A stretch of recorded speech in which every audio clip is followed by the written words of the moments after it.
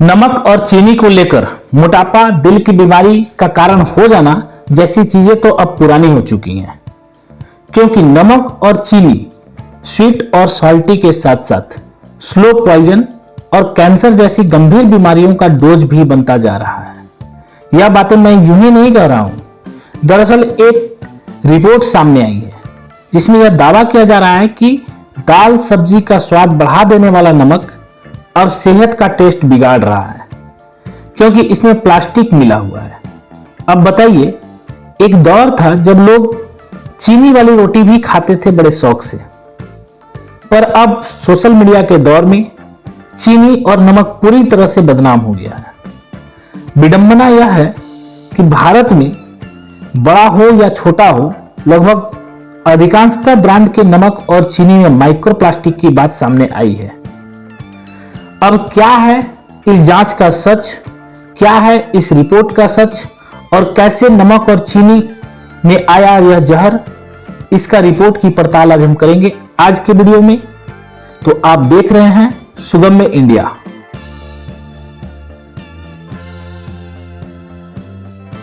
नमक और चीनी का सेवन को संपूर्ण स्वास्थ्य के लिए कई प्रकार से तो हानिकारक माना ही जाता है।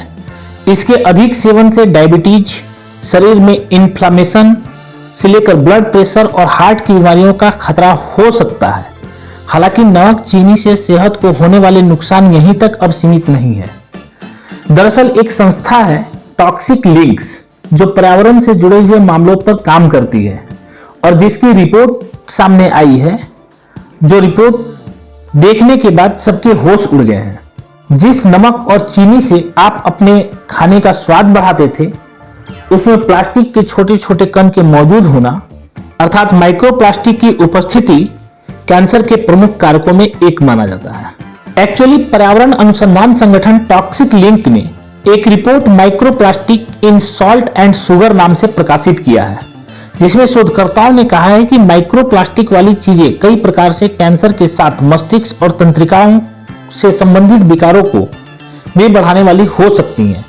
सभी लोगों को ऐसे चीजों को लेकर विशेष सावधानी और सतर्कता बरतने की आवश्यकता है।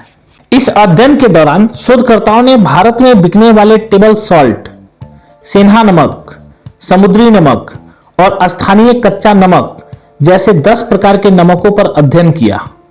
अब बात करते हैं कि सैंपल किस साइज का था।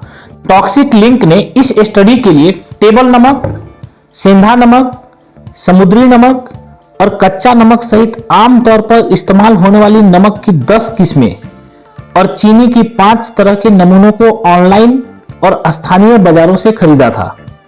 इसमें नमक के 2 और चीनी के 1 सैंपल को छोड़कर बाकी सभी ब्रांडेड थे। इन सैंपल में 0.1 mm से लेकर 5 mm साइज तक के माइक्रोप्लास्टिक मिली है। आप सोचिए कि इतने छोटे साइज के माइक्रोप्लास्टिक, जिसे आप नेकेड आई से देख भी नहीं सकते, इसे देखने के लिए विशेष एपरेटस की जरूरत पड़ेगी आपको, माइक्रोस्कोप जैसे।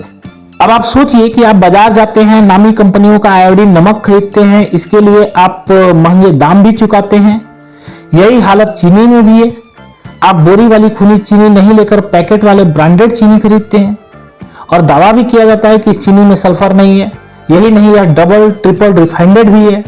लेकिन आपको यह जानकर बेहद ही निराशा हो गई होगी कि इस नमक और चीनी में प्लास्टिक के महीन कण अर्थात माइक्रोप्लास्टिक की मौजूदगी है। मतलब कि हर रोज हम थोड़ा थोड़ा प्लास्टिक खा रहे हैं। इसका खुलासा इस रिपोर्ट में हुआ है, इस स्टडी में हुआ है। और इस तरह के कण किसी एक तरह के नमक या फिर ब्रांड में नहीं, बल्कि देश के कई ब्रांड्स में पाए गए हैं। और ना ही सिर्फ नमक बल्कि चीनी में भी माइक्रोप्लास्टिक पाया गया है। और इसके कण तो इतने छोटे हैं कि आप इसको नंगी आंखों से देखना भी संभव नहीं है। अब इससे खतरनाक और क्या ही हो सकता है कि आप नमक और चीनी के नाम पर प्लास्टिक के सूक्ष्म कण खाए जा रहे हैं। हम लोग बात करते हैं कि कंपनियों में बनने वाले इन प्रोडक्ट्स में इतनी बड़ी तादाद में ऐसे तत्व या पार्टिकल्स कैसे पाए जा रहे हैं, जिसका सीधा असर हमारे स्वास्थ्य पर हो रहा है। तो इसका जवाब भी रिपोर्ट के जरिए ही पता चलता है। बताया गया है कि 1 किलो नमक में 6 से 90 कण पाए गए हैं। इनमें से सबसे अधिक लगभग 90 कण आयोडीन युक्त नमक में पाए गए हैं। अर्थात जिस नमक में आयोडीन युक्त नमक है, जिसको ज्यादा प्रोसेस किया जाता है उसमें ज्यादा कण पाए गए हैं। रिपोर्ट के अनुसार अधिक प्रोसेस किए गए आयोडीन युक्त नमक में नमूनों में प्लास्टिक के कणों की अधिक मात्रा पाई गई है कच्चा नमक या सेंधा नमक की अपेक्षा। इसका कारण यह है कि यह प्रोसेसिंग के दौरान कई मशीनों के या उपकरणों के संपर्क में आते हैं और तभी माइक्रोप्लास्टिक नमक या चीनी का हिस्सा हो जाता है। फिर आप इसे प्लास्टिक के पैकेटों में कई महीनों तक रखते हैं, उससे भी प्लास्टिक के कण नमक या फिर चीनी में मिल जाते हैं और जिस वातावरण में आयोडीन युक्त नमक बनाए जाते हैं वहां पर पहले से प्लास्टिक कणों की अधिक मौजूदगी से भी इसकी मात्रा बढ़ने की संभावना मजबूत हो जाती है। वैसे तो आजकल सेंधा नमक भी लोकप्रिय होने लगा है, लेकिन उसमें भी माइक्रोप्लास्टिक के कण पाए गए हैं। रिपोर्ट के अनुसार हमारे शरीर के अलग अलग हिस्सों जैसे बाल, लार, थूक, गुर्दे, फेफड़े आदि में भी माइक्रोप्लास्टिक के कण पाए गए हैं। यह प्लास्टिक के कण इंसान के शरीर में 3 तरीकों से इंटर होते हैं, जैसे निगलने से, सांस लेने से, सीधे त्वचा के संपर्क में आने से। टॉक्सिक लिंक के जो फाउंडर हैं डायरेक्टर रवि अग्रवाल और एसोसिएट डायरेक्टर सतीश सिन्हा ने भी इस बात की पुष्टि की है।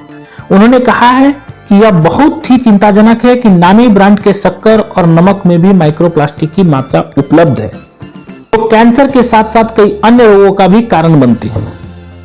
पहले एक किए गए अनुसंधान के हिसाब से औसतन भारतीय जो है हर दिन 10.9 ग्राम नमक और लगभग 10 चम्मच चीनी का उपयोग करता है, जो WHO अर्थात विश्व स्वास्थ्य संगठन की अनुशंसित सीमा से ज्यादा है, क्योंकि WHO के अनुसार व्यक्ति को प्रतिदिन 5 ग्राम से ज्यादा नमक नहीं खानी चाहिए, जो कि लगभग 1 चम्मच नमक के बराबर होता है।